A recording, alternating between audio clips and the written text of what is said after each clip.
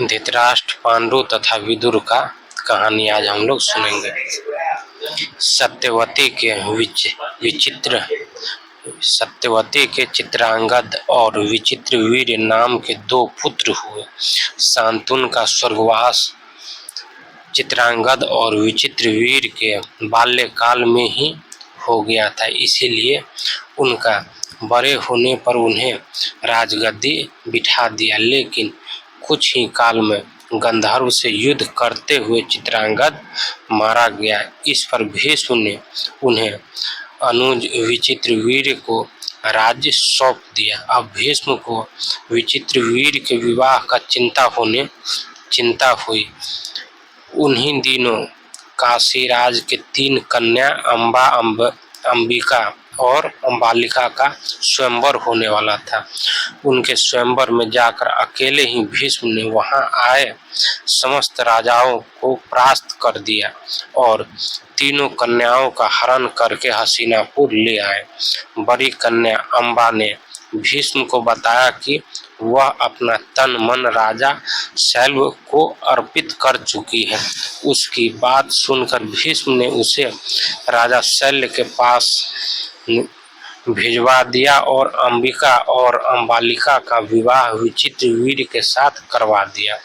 राजा शैल्व ने अंबा को ग्रहण नहीं किया, अतः वह हस्तिनापुर लौटकर आ गए और भीष्म से बोली, हे आर्य, आप मुझे हर कर लाए हैं, अतः आप मुझसे विवाह करें। किंतु भीष्म ने अपनी प्रतिज्ञा के कारण उनके अनुरोध को स्वीकार नहीं किया। अंबा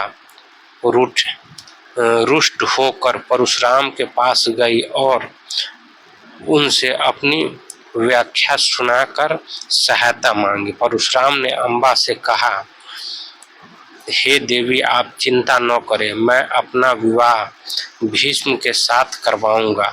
परशुराम ने भीष्म को बुलावा भेजा, किंतु भीष्म उनके पास नहीं गए। इस पर क्रोधित होकर परशुराम भीष्म के पास पहुंचे और दोनों वीरों में भयंकर युद्ध छिड़ गया। दोनों ही अभूतपूर्व योद्धा थे, इसीलिए हार जीत का फैसला नहीं हो सका। आखिर देवताओं ने हस्तक्षेप करके इस युद्ध को बंद करवा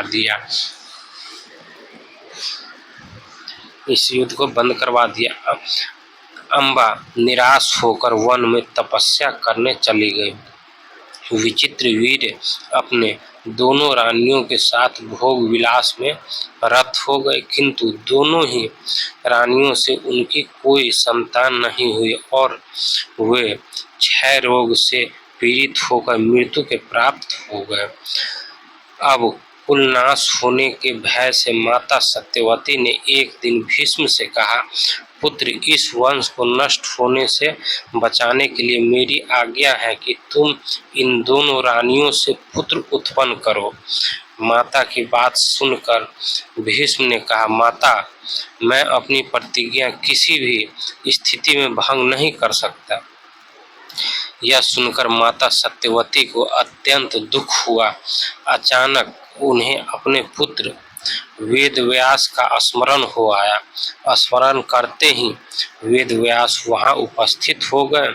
सत्यवती उन्हें देखकर बोली, हे पुत्र, तुम्हारे सभी भाई निसंतान ही स्वर्गवास हो गए, अतः मेरे वंश को नाश होने से बचाने के लिए मैं तुम्हें आज्ञा देती हूँ कि तुम अपनी पत्नियों से संतान उत्पन्न करो। वेदव्यास उनकी आज्ञा मानकर बोली, माता, आप उन दोनों रानियों से कह दीजिए कि वे 1 वर्ष तक नियम व्रत का पालन करते रहें, तभी उनको गर्भ धारण होगा।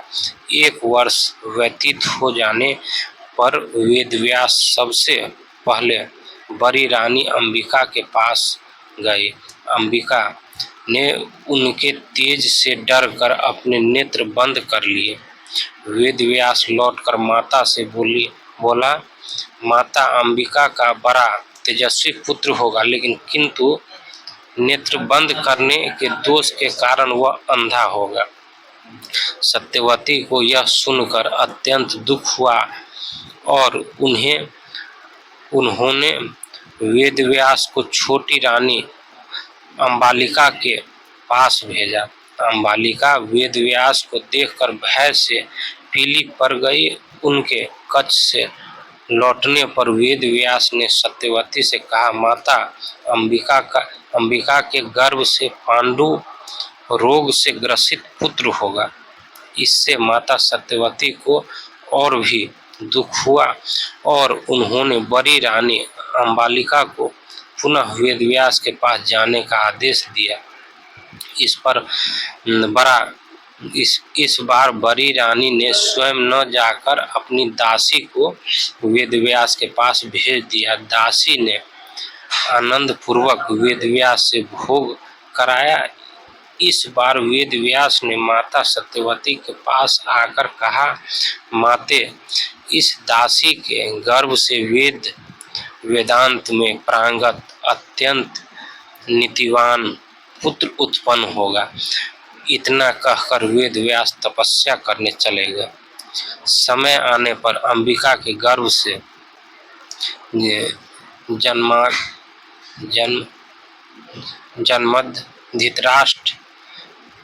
जन्माधित्राष्ट्र और अंबालिका के गर्भ से पांडु रोग से ग्रसित पांडु तथा दासी के गर्भ से धर्मात्मा विदुर का जन्म हुआ।